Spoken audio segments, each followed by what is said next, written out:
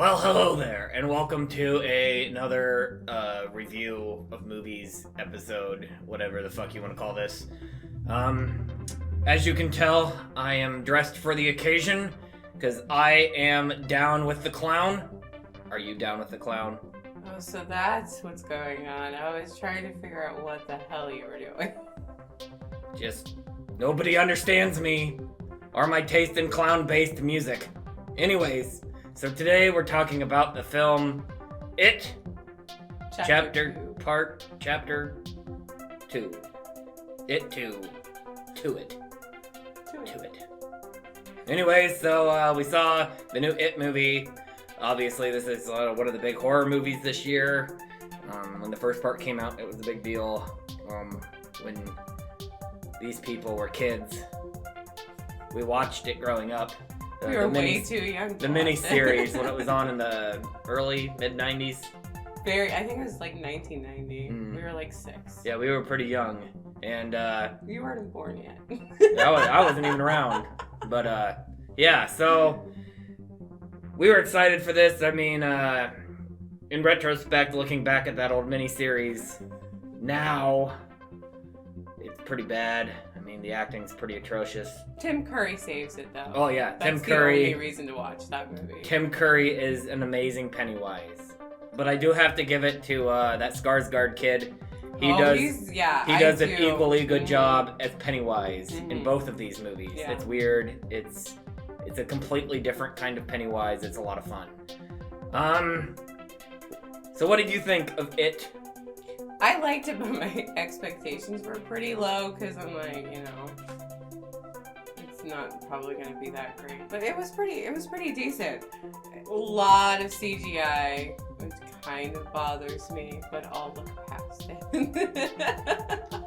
I mean, not everybody can have the excellent special effects we have on this show. Very true. But yeah, it was fine.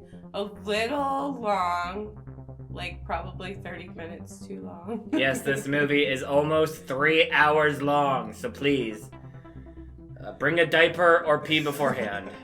Like, I just feel like it had a natural ending and then they didn't end it there. But, that's just my opinion. So I enjoyed it, part 2, but like you, I also had very low expectations for this.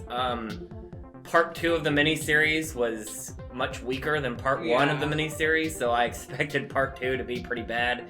But it wasn't too bad. I mean, it was at least, to me, equally as good as the first one. There were a lot of issues I had with this. They added and took away things from all sorts of things, like miniseries and book. There were some aspects added and missing that confused me a little bit. Yeah. But I mean, that happens when you have these adaptations. They try to do new stuff with it. A lot of the scenes focus too much on the children, and I know it's like they're getting their memories back because they're back in wherever they're at, Derry.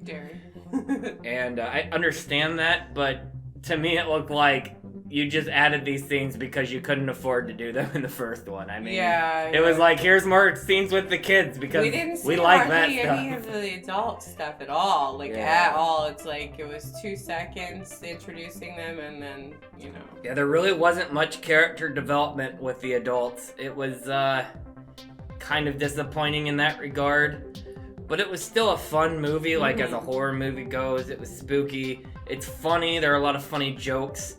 Bill Hader has a lot of good lines in this. Bill Hader's probably the standout actor in this film. Trigger warning also.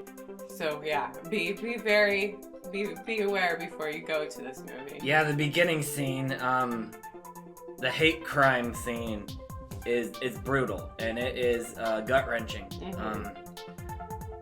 It was very difficult to watch. I almost left the theater, and I don't do that very often, but this scene was very, very rough to watch, so be warned. And then, of course, there's abuse later, a little bit after. I was thinking that was, you're right. It's not much after. You don't get any break at the very beginning. And then it's kind of lighthearted the rest of the movie. It's weird.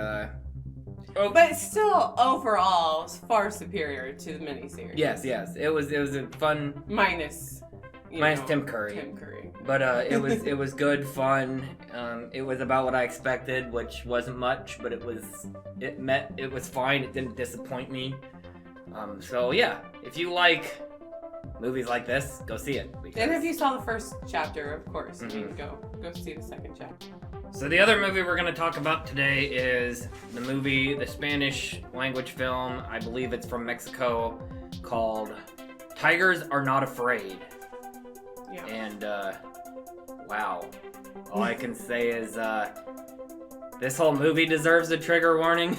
I mean, if you think the stuff in it was hard to watch, this entire film from start to finish is gut-wrenchingly depressing and bleak. But it's beautifully shot, beautifully filmed.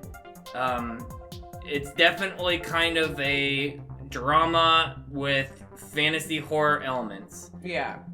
More drama than anything else. But good God, it is just brutal and sad. And it takes place in Mexico and follows kids that have been orphaned because of the drug crisis that's going on there. And it is just...